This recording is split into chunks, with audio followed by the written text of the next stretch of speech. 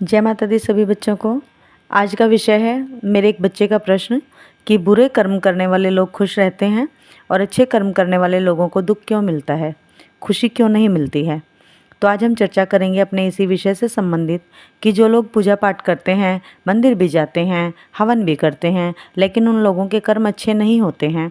यहाँ कर्म का अर्थ किस्मत नहीं, बल्कि कर्म मतलब अपने हाथ द्वारा किए जाने वाले कर्म से है।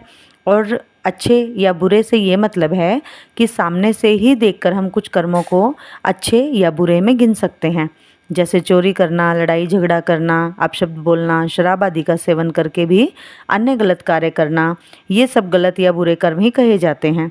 और ये सब करने के पश्चात भी वो कुछ अच्छे कर्म जैसे कि जानवरों या पशु पक्षियों की सेवा करना, बड़े बुजुर्गों की सेवा सत्कार सम्मान करना, किसी भी प्रकार का दान पुण्य करना, इस प्रकार के कर्म वो लोग नहीं करते हैं। फिर भी वो अपने जीवन में बहुत खुश हैं, कोई परेशानी नहीं है उनके जीवन में। उस बच्चे का ये भी सवाल है कि क्या ऐसे लोगों को मोक्ष मिलेगा या नहीं। और जो लोग हमेशा से अच्छे कर्म करते हैं उन लोगों के साथ बुरा होता है, शक्तियाँ भी ऐसे लोगों का साथ नहीं देती। ये सवाल है उस बच्चे का।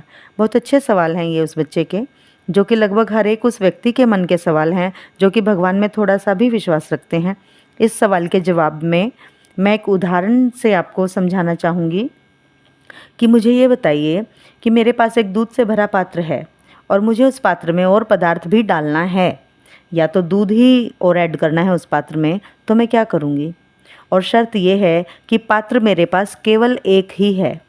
अब बताइए ऐसे में क्या ऑप्शन है मेरे पास। यही ना कि पहले जो दूध है मैं उसे इस्तेमाल करूँगी, भरपूर प्रयोग उस दूध का करने के बाद जब वो पात्र खाली हो जाएगा तभी मैं उस पात्र में कुछ अन्य पदार्थ रखने योग्य हो पाऊँगी। तो यही नियम ऐसे लोगों के लिए भी लागू होता है जो कि मनुष्य जीवन प्राप्त करने के बाद भी कुछ अच्छे कर्म जो कि हमारी नज़र में नहीं बल्कि परमात्मा की नज़र में अच्छे होने चाहिए, ऐसे कर्म वो लोग नहीं कर रहे हैं, तब भी वो खुश हैं, संतुष्ट हैं अपने जीवन में। और आप लोग भी उसे देखकर महसूस कर रहे हो कि हम लोग तो इतना पूजा पाठ करते हैं, अच्छे कर्म करते हैं, तब भी दुखी हैं और वो लोग सुखी हैं। तो यही कारण है बेटा कि उनके प्रारब्ध संचित कर्म जो कि अच्छे थे, जिनका वो अभी अपने जीवन में भरपूर उपयोग कर रहे हैं और अच्छे कर्म नहीं कर रहे हैं, तो धैर्य धारण करो बेटा। निश्चित ही सभी के संचित प्रारब्ध कर्म चाहे अच्छे हों या बुरे, निश्चित ही समाप्त भी होते हैं। और फिर उनकी हालत ऐसी होती है जैसे अब पछताए होत क्या जब चिड़िया चुग गई खेत। और रही बात गलत कर्म करने की, तो जो भी अपने कर्मों को गलत रखते हैं, करते हैं, उनका हिसाब भी समय आने पर वह परमपिता परमात्मा ही करता है बच्चों। हमें किसी ने न्यायाधीश बनने का अधिकार नहीं दिया है। यदि हम किसी के कर्म जांच कर उसके प्रति न्यायाधीश बन रहे हैं तो हम भी अपने कर्म को गलत दिशा दे रहे हैं और उनके कर्मों का बोझ हम अपने ऊपर ले लेते हैं ऐसा करके। इसीलिए मैं अपने शिष्यों को हमेशा समझाती हूँ कि किसी के कर्म में दखल अंदाजी मत करो।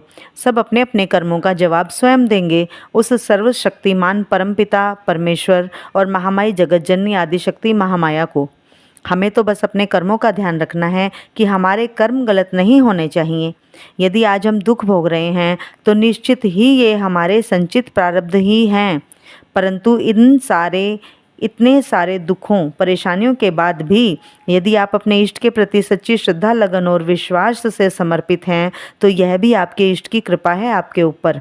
और यह भी एक संचित कर्म, संचित पुण्य कर्म है आपका, जो कि आपके इष्ट की कृपा आपको इस प्रकार से मिली है। और आपके इष्ट आपके सभी प्रारब्ध संचित कर्मों को, संचित कर्मों रूपी भूसी को अपनी भक्ति रूपी अग्नि से जलाकर राख कर देंगे, समाप्त कर देंगे उन संचित कर्मों को। और अपनी कृपा के द्वारा हमें हमारे भौतिक जीवन को सुखमय बनाकर अध्यात्म की ओर ले जाते हुए अंत में मोक्ष भी देंगे। ऐसे लोगों को मोक्ष कदापि प्राप्त नहीं होता है बेटा, जो कि तुमने पहले ही सवाल किया है कि गलत कर्म करते हैं और भक्ति भी करते हैं, उन लोगों को कभी भी मोक्ष प्राप्त नहीं होता है। आपने जितने भी भक्तों के जीवन के बारे में सुना होगा, पढ़ा होगा, तो यही जाना होगा बेटा कि भक्तों के जीवन में एक के बाद एक दुख लगातार आते हैं, दुखों के पहाड़ टूट पड़ते हैं भक्तों के जीवन में, परंतु उनके इष्ट से विश्वास टूटता नहीं बल्कि और अधिक मजबूत बनता है। क्योंकि ये रिश्ता ही ऐसा है भगत और भगवान का कि जितने दुख जीवन में आएंगे उतना ही अपने इष्ट को हम और ज़्यादा करीब महसूस करेंगे, क्योंकि उस दुख के समय में कहीं ना कहीं हमारे इष्ट भी हमें जांचते परखते हैं, परीक्षा लेते हैं हमारी। और जब हम उस कठिन दौर से निकलते हैं ना, हमारी कोई सामर्थ्य नहीं होती उस कठिन दौर से स्वयं बाहर निकलने की। इन परीक्षाओं में पास भी हमारे इष्ट ही कराते हैं हमें।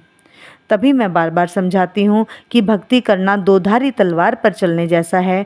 भक्ति के मार्ग में चलना आसान नहीं है। ये अपने इष्ट के प्रति जो प्रेम है ना, इसके लिए वो शब्द बिल्कुल सटीक हैं जो एक शायर ने कहे हैं बच्चों, कि ये इश्क नहीं आसान, बस इतना समझ लीजिए एक आग का दरिया है और डूब के जाना है। तो यहाँ बात सांसारिक इश्क की नहीं, बल्कि अपने इष्ट के प्रति, मेरी माँ वैष्णो के प्रति प्रेम की, इश्क की है। तो मुझे लगता है कि उस बच्चे की जिज्ञासा मैं शांत कर पाई हूँ, और अन्य भी जिनकी ये जिज्ञासा थी उन्हें भी जवाब मिला होगा। चैनल पर नए हैं तो सब्सक्राइब अवश्य करें चैनल को। दरबार से जुड़ी अन्य जानकारियाँ कम्युनिटी पोस्ट पर दी गई हैं, संपर्क कर सकते हैं इच्छुक भक्तगण। मिलते हैं अपनी अगली वीडियो में एक नई जानकारी के साथ। तब तक के लिए जय माता दी सभी को। जय शिव शक्ति, जय महाकाल, जय महाकाल।